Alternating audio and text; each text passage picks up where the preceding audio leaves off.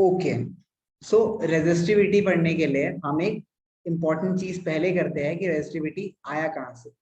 Row, RHO is the डिनोशन of it, ठीक है। ये एस से डिनोट होता है, ये अजीब से पी से, ओके, इसको रो बोलते हैं, this is the Greek letter, rho बोलते हैं, ओके। एंड रेजिस्टिविटी आया कहां से ये देखते हैं। तो हमने पढ़ा एरिया, अच्छा मुझे बताएगा Vardhan, area is what, inversely और directly proportional to resistance. Vardhan, हाँ सर। एरिया इज डायरेक्टली और inversely proportional to resistance. Sir क्या कह रहे हो sir? Area sir inversely. Very good, तो एरिया मेरा इनवर्सली है, ओके। एंड मेरा सर एंड इसकी वो भी बताऊं, क्या कहते हैं यूनिट, ऐसा यूनिट मीटर स्क्वायर होती है किसकी? सर, एरिया क्रॉस सेक्शन वाले की। एरिया ऑफ क्रॉस सेक्शन, हाँ very good very good very good. हमें वर्धन ने क्या बोला? मीटर। अच्छा, एरिया, एरिया हमें पता है, एरिया मेजर कैसे करते हैं, ठीक है। एरिया मेजर करते हैं किससे? लेंथ से। तो ये एरिया, मेरी एरिया की लेंथ क्या वैसे ही क्या होंगे, मेरी meter square, okay. And resistance की मेरी क्या होती है? तो वो रेजिस्टेंस डिपेंड करता है कि सर वो फिगर कौन सा है सर। अगर वो सर्कल होगा तो फिर सर उसका सर एरिया का फॉर्मूला अलग होगा सर। जरूरी नहीं कि सर लेंथ से करते हैं। हाँ, क्या बोला देवांश, एक और बार थोड़ा सा जल्दी जल्दी बोल मतलब दिया। सर, मतलब कि सर लेंथ सर थोड़ा जरूरी होती है हमेशा सर। मतलब सर अगर सर्कल होगा तो सर उसकी लेंथ तो कुछ होती नहीं है सर। इस अच्छा तरीके से देखो, निकालेंगे सर, मतलब चलो ऐसे। अब ये एक थोड़ी सी मैथमेटिकल बात करते हैं, ठीक है। तो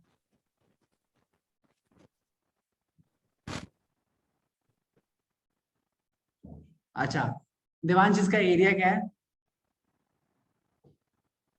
सर पाई आर स्क्वायर होता है एरिया तो। पाई आर स्क्वायर होता है, तो मेरे लिए पाई इंटू 2 स्क्वायर, ठीक है। तो मेरा 4 पाई सेंटीमीटर स्क्वायर है ना। हाँ सर। तो पाई की वैल्यू वैसे तो आपको नहीं पता है, बट पाई की वैल्यू क्या सर होती है? 22/7 होती है। 0.14 या 22/7, ठीक है, जो हम जनरली एज्यूम करते हैं अप्रोक्सीमेटली इसके है, ठीक है। तो 4 इंटू 3.14 भी अगर मैं ले लूँ तो सेंटीमीटर स्क्वायर तो रहा ही, तो लेंथ तो हमेशा ही रही। एरिया की लेंथ होती है, मतलब सर्कल की भी लेंथ होती है, सर्कल की भी ब्रेथ, सॉरी, ये जैसे इसकी बात करूं मैं, तो ये लेंथ है, सर्कल का भी एरिया सर होता है, सरकमफ्रेंस है। नोट करते हैं, हाँ ओके। सर, ठीक है। नहीं कंफ्यूजन हो सकती है, इस कंफ्यूजन में कोई प्रॉब्लम नहीं, बट सारे एरियाज को हम मीटर्स स्क्वायर्स में डिनोट कर सकते हैं, ओके। ओके, तो अब मैंने बात करी एरिया की, एरिया हम मीटर स्क्वायर में डिनोट कर रहे हैं, ओके। एंड इसका तो हमें पता ही है, ओम होता है, ओके, ओम होता है इसका, ठीक है। तो ये मेरा रेजिस्टेंस का ये होता है। एंड अब बात करते हैं दूसरी, एक और प्रॉपर्टी हमने पढ़ी थी, लेंथ ऑफ कंडक्टर। तो कौन बताएगा? कबीर, लेंथ के साथ क्या रिलेशनशिप है? Kabir, sir inversely proportional. Inversely proportional. कभी मतलब क्लास से निकलना चाहते हो तो वैसे ही बता दो, मतलब कोई प्रॉब्लम नहीं है, मुझे डायरेक्टली बोलना है। इनवर्सली तो अगर मतलब आप कह रहे हो एरिया भी इनवर्सली प्रोपोर्शनल है, लेंथ भी इनवर्सली प्रोपोर्शनल है। हमने अभी अभी इतनी साइकिलिंग कराई देवांश को सर कभी, लेंथ तो वो होती है ना डायरेक्टली या प्रोपोर्शनल। या लेंथ डायरेक्टली होती है, बिल्कुल सही बात है। और कबीर ने गलत बोला है, हमने इतनी साइकिलिंग देवांश को क्यों कराई, आई डोंट नो, सर जब आप लोग एक्चुअली को ये मुझे एक सिंपल डाउट था कॉन्सेप्ट नहीं है। हाँ बोलो तन्मय। सर, मैंने चार्ट में भी लिखा था वो अच्छा sir, so sir. this means higher the resistance, lower the current flow. Yeah, exactly, exactly. ठीक है तन्मय, आप जो कह रहे हो बिल्कुल ठीक है। ओके, तो ये रिलेशनशिप था। कबीर आप भी ध्यान दे दो क्लास में, अगर मैं दोबारा क्वेश्चन पूछूंगा यश और आपसे, तो आप लोग के पास एक ही लाइफ लाइन थी एंड आप लोग क्लास से बाहर निकल जाओ। अगर ध्यान नहीं दोगे तो कोई फायदा नहीं है क्लास लेने का, एंड आप लोग को एब्सेंट भी मार्क कर दूंगा along with a formal message to a parent that you are not paying attention in class. Okay, so ये दोनों रिलेशनशिप हमने सीखे थे। अब हमने देखा कि R is inversely proportional to area and R is inversely proportional to directly proportional to length. Directly.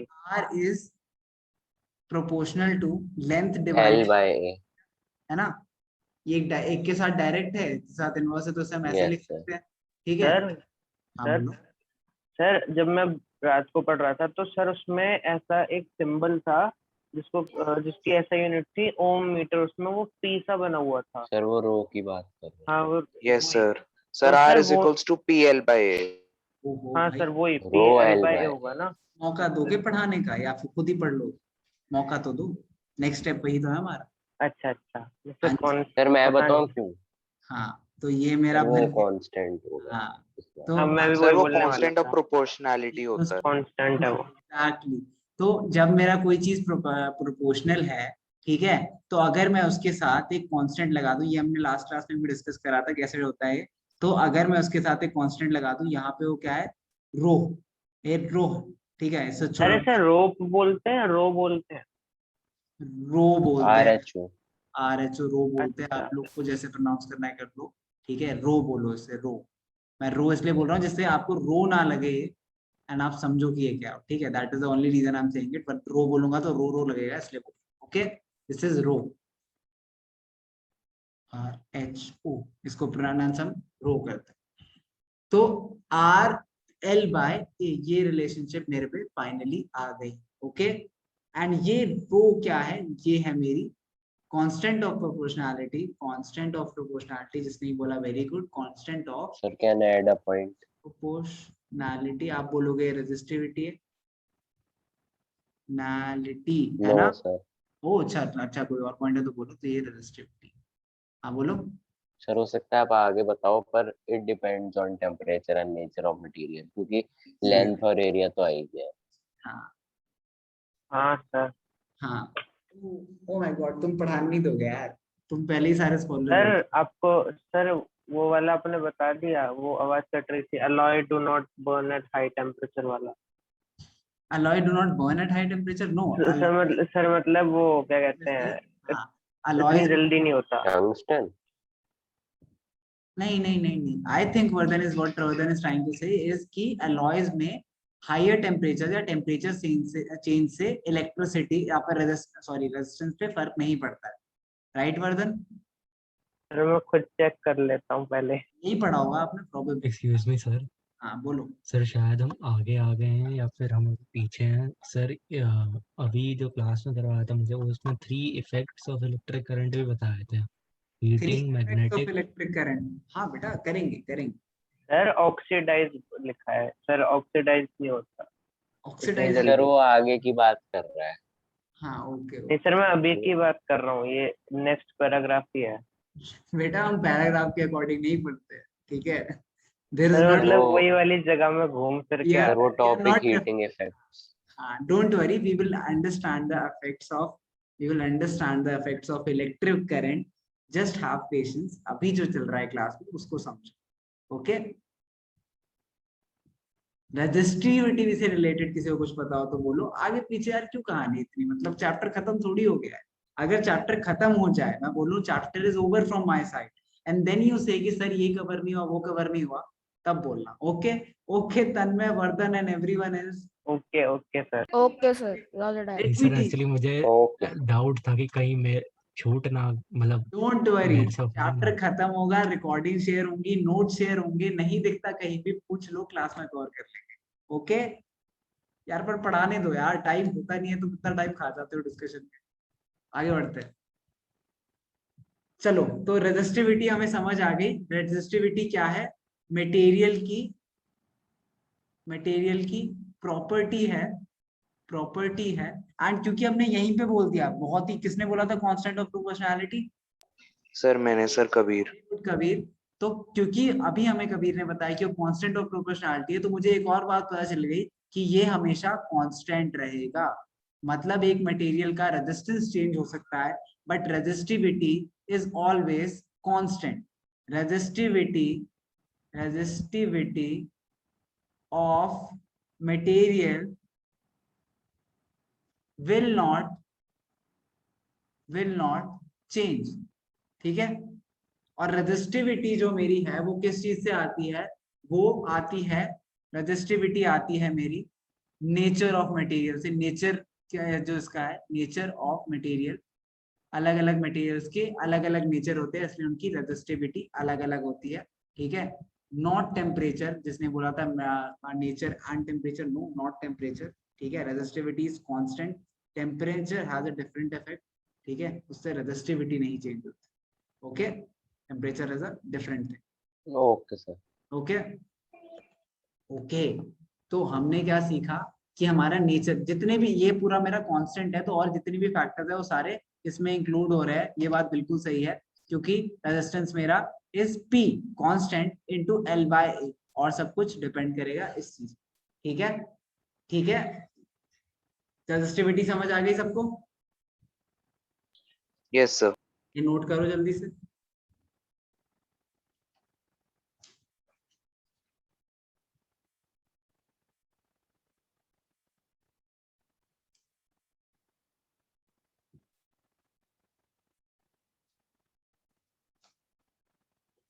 I have resistivity noted.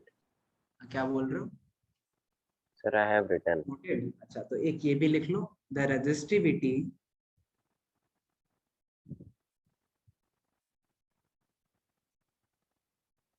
of a substance or material substance is numerically Equal to resistance. equal to the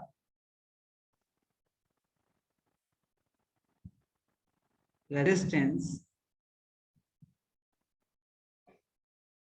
of a rod of that substance। अब मैंने wire क्यों नहीं बोली, अभी देखेंगे क्यों नहीं बोली। substance which is 1 meter long and 1 square meter in cross section, okay. Obviously अगर 1 स्क्वायर मीटर किसी का क्रॉस सेक्शन है तो वायर तो नहीं होगी, इसलिए रॉड लिखा है, okay okay. I hope Yes. That okay sir. Clear. Sir,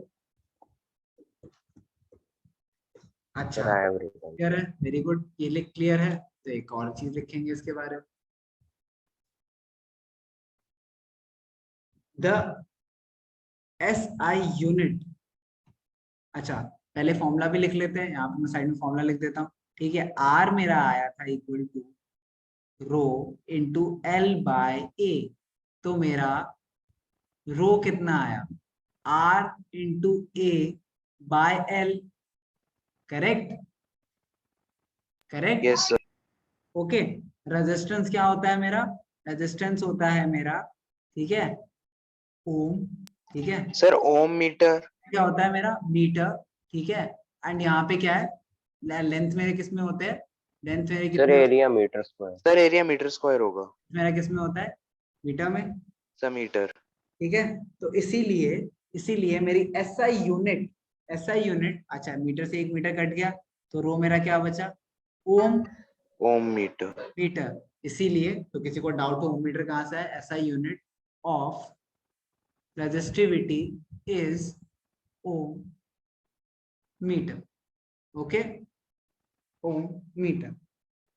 Om per metre नहीं, ओम मीटर। जनरली जब हम लिखते थे, जैसे स्पीड लिखते थे, ठीक है, तो वो क्या होता था मीटर पर सेकेंड, ठीक है, या फिर मीटर सेकेंड -1 ऐसे लिखते थे आप लोग, दोनों सही बात है, मीटर पर सेकेंड ऐसे। बट इसमें क्या है, ओम मीटर है, दोनों ही न्यूमरेटर में, Numerator में. ठीक है। इंपॉर्टेंट थिंग्स, बहुत इंपॉर्टेंट, इसको उल्टा मत लिखा, ठीक है। तो ये है। अच्छा, अब इसको डिफाइन भी कर लेते हैं, ठीक है, इसको डिफाइन भी कर लेते हैं। डिफाइन करने की जरूरत नहीं, चलो वैसे ही लिख लिया, तो अभी आपको पता है, ठीक है। डिफाइन तो हम ऊपर रेजिस्टिविटी में ही कर चुके हैं, जो है था 1 स्क्वायर मीटर और 1 मीटर लॉन्ग, ठीक है। Yes sir. Yes, sir. आप लोग की बुक में मेंशन है, तो मैं ये भी लिख देता हूँ। वैसे I did not know this for sure, but since it's mentioned, let's mention this. Okay, कि ये सिर्फ नेचर और मटेरियल पे भी नहीं, टेम्परेचर पे भी डिपेंड करता है। RT nature of material and temperature. इतने चीजों में किसी को कोई डाउट? इतनी चीजों में किसी को no sir. Sure? Yes sir. Yes sir. Okay, so आप लोगों ने मेरे पहले 15 मिनट खाए थे, तो हम थोड़ा सा तो एक क्वेश्चन कर लेते हैं, या चलो नेक्स्ट क्लास में करते हैं। Next class